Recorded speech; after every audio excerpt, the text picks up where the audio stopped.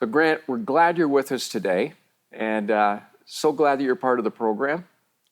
And it's nice to be back with you, Mike. Yeah, exactly. Grant, just take 30 seconds and talk to us about your former life, and you can use all your lame jokes that you want right now. Actually, you could tell the story, really. So when I graduated, I became an anesthetist, and I moved to a small town here in Grimsby, Ontario. And in this town in the morning, I was an anesthetist, but in the afternoon, the ORs were closed, so I was a GP.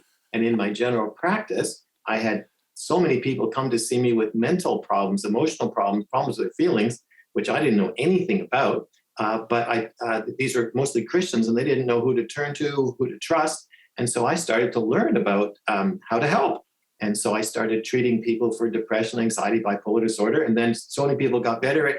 People came from all over North America, took over my life. So I stopped being an anesthetist. I stopped being a general practitioner. I had a mental health clinic for 25 years. And then my wife and I have been traveling around the world teaching people how to be transformed mentally, spiritually, and emotionally. And I wrote a book, and I have an online course and all kinds of resources and a website. That's it. That's my whole life. That's my whole life, Mike. We're going to make people aware of that. Grant, we want to talk about some serious stuff today. I think we need to smile a little bit in the midst of this journey. Let's talk about the battle for our mind. What is it that you recognize are the key things that cause people to either win or lose in this battle to control their mind? Yeah, well, it's a huge subject, because what's going on between your ears determines the course of your life, how you think, feel, relate to other people. And so that is actually the most important determinant of what the direction your life's going. It's what's happening in your mind.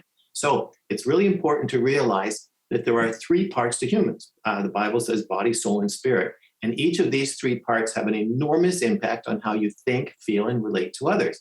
And so in the physical realm, that your nerve cells have to be working properly to give you thought control. And if they're not working properly, you have problems like depression, anxiety, and mood swings, mood problems. And then in the spirit realm, the enemy just loves to torment your mind and drop what I call his thought missiles into your mind to try to distract you, to tempt you, to torment you. And then in the soul or personality area, your personality is shaped by the events of your past, and more importantly, how you interpreted them, because that shaped your self-esteem, self-confidence, self-image. And that is a tremendous effect on what's going on in your mind and how you interpret reality and your relationships currently. And then on top of that, there are three sources of thoughts: yourself, God, and the enemy. And you have to be able to sort out the thoughts that you have. Where is it coming from? And which thoughts to pay attention to and which thoughts to ignore. So this is a big subject, Mike. So let me just pick on one thing. Somebody comes into your office, and I know you can reference this, and you listen to them, you talk to them. The whole subject of the enemy. How do you convince people that we actually have an enemy called the devil? Because a lot of people just say, that's just psychosomatic. Yes, well, of course, it all depends on what their worldview is. So if you're talking to someone who has a one-dimensional worldview, there's no point even bringing it up. Okay. And so I just avoid the subject. But if you're talking to a Christian who would have a spiritual worldview, then they need to recognize the three sources of thoughts. And the way you spot an incoming thought from the enemy is its hallmark is it makes you feel worse. And so it's really important, if you have a spiritual worldview, to realize that thoughts that make you feel worse should be resisted. Now, of course, if you have a chemical imbalance like depression, anxiety disorder, then if your serotonin levels are low, your brain is going to be prone to negative thinking. So you need medicines to restore your serotonin level, give you back thought control. But if you have control of your thoughts and you're getting negative, tormenting, tempting thoughts, you need to recognize these are not your thoughts. These are coming from outside that must be resisted. The Bible says when you resist the devil, he'll flee. So when I take all those thoughts that you've just shared, is there something that you put into your own life each day to control your mind? We referenced prior to coming on the show the fact that last night I was praying with a bunch of people. They had a variety of illnesses, some lesser and some greater. Referenced this morning a friend who lost their son, drowned. And those are horrific things. How do you address those emotional up and downs? Well, actually, for a Christian, the foundation of thought control or winning the battle for your mind is your quiet time, your personal time with Jesus that you wall off. So what I do is I do it at the beginning of my day, which is when I text Mike. And so during my quiet time, that's when I connect to the presence of God. That's when I talk to him. That's when I hear his opinion on things. That's where I read his book and I read devotional books. And I start to focus my mind on what does he think?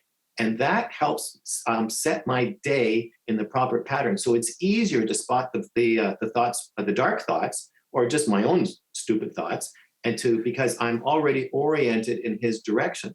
And so to me, being in the presence of God, worshiping, those are to me the key, the most powerful key preventative steps a person can take so that they win the battle for their mind.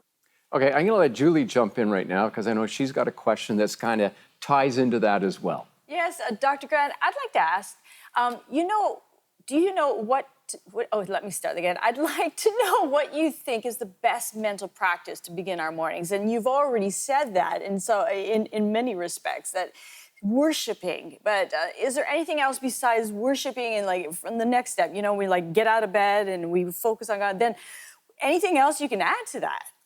Well, I mean, what I do is, I read a devotional book, I read the scriptures, and then I journal. And so then I have a conversation with Jesus and I write down the things he tells me. Journaling, that's good. And so now, of course, I didn't always do that. It's something I've grown into because I realize how powerful it is. I use a devotional book called Jesus Calling.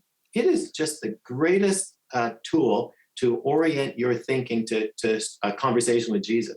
But I mean, there's lots of devotional books. That's just one that I came across. And so that just orients me to the voice of Jesus as I go through my quiet time. But it's very important. If you want to win the battle for your mind, you need to have quiet time in the presence of Jesus. I agree. Grant, you have a website. Tell us where it is, because you provide huge resources for people. Yeah, it's drgrantmullen.com, or you could just Google Dr. Grant Mullen. And so I send out a 5-minute video every Wednesday on how to live a transformed life, how to change the way you think. And I've got loads of resources available there. I've got a full page of just resources on how to do a mental health self-assessment, how to tell if you need to see a doctor for your moods. And then I have an online course called Free Your Mind that will actually walk you through all of the steps required to be transformed mentally, spiritually, and emotionally. So we've put all of that online so you could do that from home on your phone. Grant, I want to thank you. We're going to look forward to having you back on the program very soon. And right now, Julie is going to be talking with your beautiful wife. She's a lot prettier than you, Grant. I can only say that because I love you, man. And she's going to be right back. Honest, Mike. You've got to be frank. You got to be honest. And so Julie's going to come and talk with Kathy about a similar subject. Stay with us.